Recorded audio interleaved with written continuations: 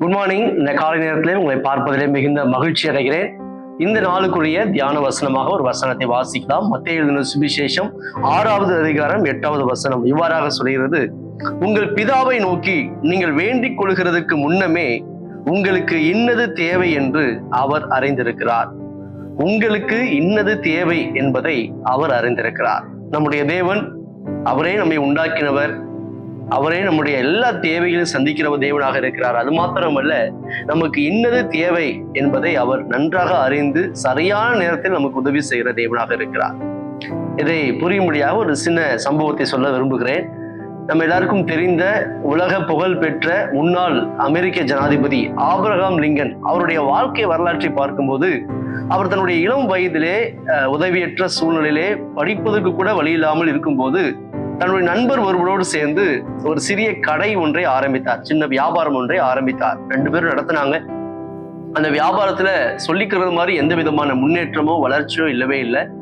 அப்படி இருக்கும்போது ஒரு நாள் அந்த ஆபிரகாம் லிங்கனுடைய நண்பர் ஆபிரகாம் லிங்கனை பார்த்து கேட்கிறார், ஆபிரகாம், இந்த மாதிரி நம்முடைய பிசினஸ்ல எந்த விதமான வளர்ச்சி இல்லை, எத்தனை நாள் இப்படியே இந்த நஷ்டத்திலேயே உட்கார்ந்து இருக்கிறது, இதுக்கு நம்ம என்னதான் செய்யறது அப்படி பேசிட்டு இருக்கும்போது அந்த ஆபிரகாம் லிங்கன் சொன்னாராம், ஆமாம், எனக்கு அப்படிதான் தோன்றுகிறது.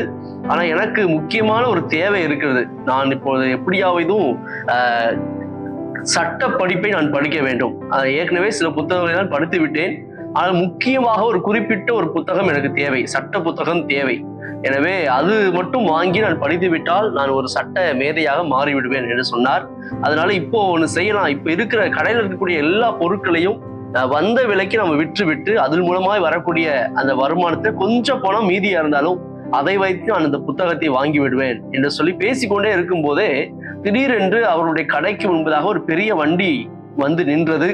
அந்த வண்டியிலிருந்து ஒருவர் இறங்கி வந்தார். வந்து அவசரமாக இங்க இருந்த 2 பேரிடமும் கேட்டார், ஐயா, நான் இந்த ஊரிலிருந்து இன்னொரு இடத்துக்கு என்னுடைய வீட்டை மாற்றி செல்கிறேன்.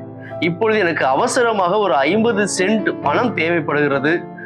அதுக்கு என்னிடத்தில் எந்த விதமான வசதி இல்லை. ஆனால் என்னிடத்தில் ஒரு சின்ன ஒரு பெரிய பேரல் இருக்கிறது. அந்த பேரலை வேணால் உங்களுடைய கடையில் நான் விற்று விடுகிறேன். அதற்கு பதிலாக கொஞ்சம் பணம் கொடுத்தால் நன்றாக இருக்கும் என்று சொல்லி அந்த மனிதன் கேட்டார். உடனே இந்த ஆபிரகாம் லிங்கனுக்கு அந்த மனிதரை பார்ப்பதற்கு மிகவும் பாவமாக இருந்தது.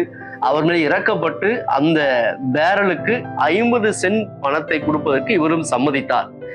அதுக்கு அந்த அளவுக்கு வேல்யூ இருக்கா இல்லையான்னு தெரியாது. அந்த பேரல் இவருக்கு கண்டிப்பா பயன்படவும் செய்யாது. ஆனாலும் அந்த மனிதர் மீது வைத்த இரக்கத்தினால இருந்த அந்த 50 சென்ட் பணத்தையும் அந்த நபருக்கு கொடுத்து விட்டார். அந்த நபரும் வண்டி எடுத்துக்கொண்டு புறப்பட்டு விட்டார். இப்பொழுது அந்த பேரல், அந்த பெரிய பேரல் கடைகளுக்கு முன்பதாக அந்த முற்றத்திலே இருக்கிறது. இதை பார்க்கும்போது இருந்த பணமும் போயிடுச்சுன்னு சொல்லி கவலைப்பட்டாலும் கொஞ்ச நேரம் கழிச்சு சாயங்காலம் ஆன போது அந்த பேரலுக்குள்ள என்னதான் இருக்குதுன்னு சொல்லி செக் பண்ணி பார்ப்போம்னு சொல்லி செக் பண்ணி பார்த்தா மேல சில சாதாரண பேப்பர்லாம் நிறைய இருந்தது. தொடர்ந்து உள்ளே தேடி பார்க்கும்போது சில புத்தகங்கள் இருந்தது. புத்தகத்தை பார்த்த இந்த ஆபிரகாம் லிங்கனுக்கு கொஞ்சம் ஆர்வம் வந்ததுனால இன்னும் அந்த புத்தகங்களை ஆராய்ச்சி செய்து பார்த்தால் இந்த ஆபிரகாம் லிங்கன் எந்த புத்தகத்தை வாங்க வேண்டும் என்று சொல்லி நினைத்தாரோ அதே புத்தகம் அந்த பேரலுக்குள்ளாக இருந்தது. அதை பார்த்தோம் எனக்கு பயங்கரமான ஆச்சரியம், சந்தோஷம். உடனே அந்த புத்தகத்தை எடுத்து வானத்தை அண்ணார்ந்து பார்த்து, நான் ஆராதிக்கிற சர்வ வல்லமையுள்ள தேவன் என்னுடைய எல்லா எண்ணங்களையும் விருப்பங்களையும் அறிந்திருக்கிறார். இந்த புத்தகம் என்னுடைய கையிலே இன்றைக்கு வர வேண்டும் என்று சொல்லி அவர் சித்தம் வைத்திருக்கிறார். இந்த புத்தகம் என் கையில் வந்தது என்னை குறித்து கடவுள் மிகப்பெரிய திட்டத்தை வைத்திருப்பதற்காக கிடைத்தது என்று சொல்லி கடவுளுக்கு நன்றி செலுத்தி அந்த புத்தகத்தை தொடர்ந்து படிக்க ஆரம்பித்தார். அவர் ஒரு சட்ட மேதையாக மாறினார். இதுவே பின்னாட்களிலே அவர் அமெரிக்க ஜனாதிபதியாய் மாறுவதற்கு பேருதவியாக இருந்தது. பாருங்கள், வாய்ப்பே இல்லை. இவர்கள் தன்னுடைய கஷ்டத்தை பேசிக்கொண்டுதான் இருந்தார்கள். ஆனாலும் கர்த்தர் அற்புதமாய் அதிசயமாய் அவருடைய தேவைகளை சந்தித்தார். எது அவருக்கு தேவையோ அந்த பொருளை சரியாக அவரிடம் சேர்க்கும்படி கர்த்தர் உதவி செய்தார். இதே போல இந்த காலை நேரத்திலே நீங்களும் பல்வேறு விதமான தேவைகளோடு எதிர்பார்ப்போடு இருக்கலாம். நம்முடைய தேவன் நம்முடைய தேவைகளை அறிந்திருக்கிற தேவனாக இருக்கிறார். நமக்கு இன்னது தேவை என்பதை அவர் சரியாக அறிந்திருக்கிறார். எப்போ நமக்கு தேவையோ அந்த டைம்ல, அந்த ரைட் டைம்ல அதை நமக்கு தந்து நம்மை ஆசீர்வதிக்க, நம்ம திருப்திப்படுத்த அவர் வல்லமையுள்ளவராக இருக்கிறார். எனவே எப்படிப்பட்ட தேவைகள் இருந்தாலும் பிறரை நம்பாமல், மனுஷரை நம்பாமல் தேவனை நம்புங்கள், அவருக்கு தெரியப்படுத்துங்கள்.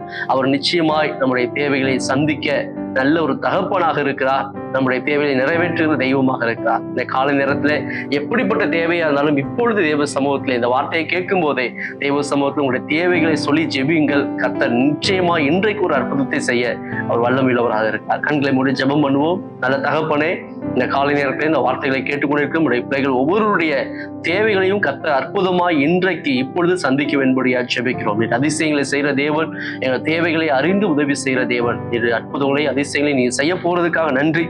மகத்துவங்களை கர்த்தர் காண செய்ய போறதுக்காக நன்றி. எல்லாவற்றையும் கரத்தில் ஒப்புக் கொடுக்கிறோம். இயேசுவின் நாமத்தில் ஜெபிக்கிறோம் நல்ல பிதாவே. ஆமென். தேங்க்யூ.